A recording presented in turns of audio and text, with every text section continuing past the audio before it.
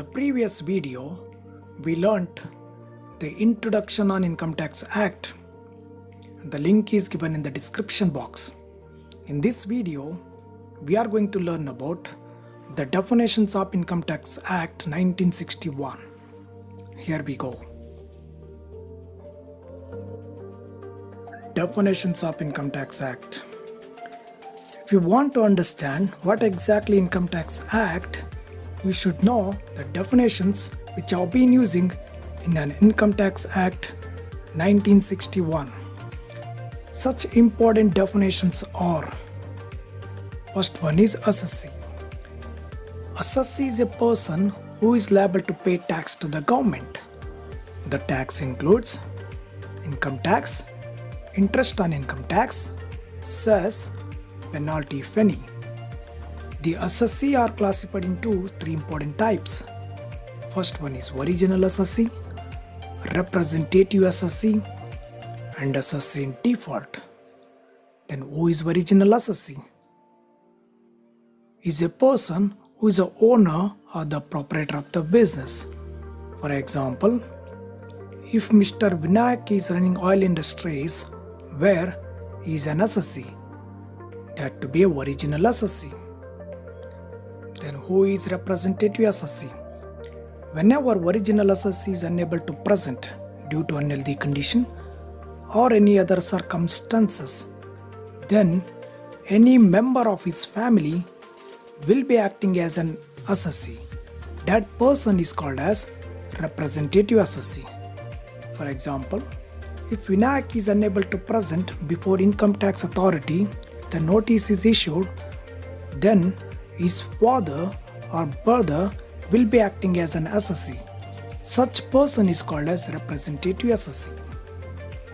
The third one is assessee in default.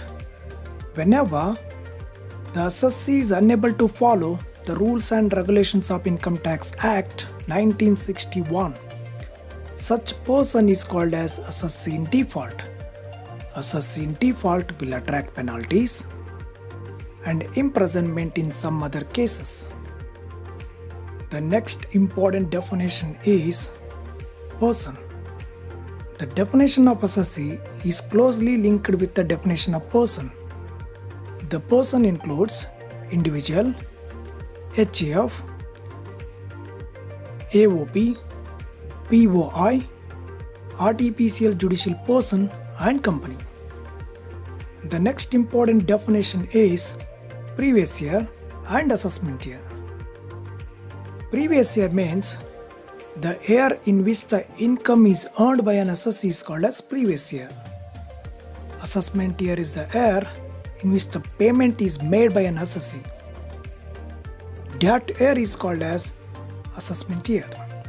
Previous year may be 12 months or may not be, but assessment year is always 12 months consisting of 1st April and ends with 31st March. The next one is income. Any monetary benefit which is received by a person or assessee is called as income.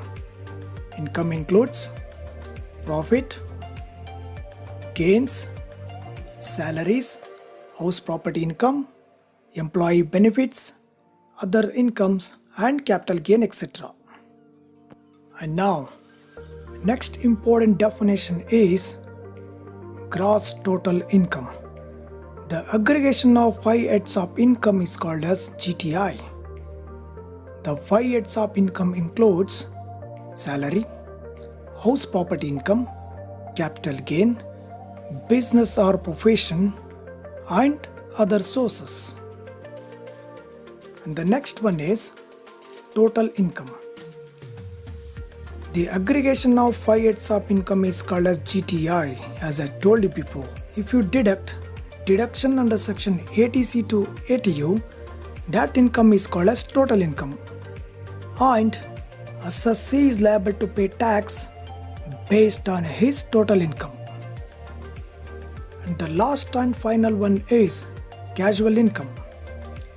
Casual income is an income which is not related to the business, and it happens n number of times during the previous year. For example, card games, betting, gambling, etc. So, this is just a brief explanation about the definition of Income Tax Act.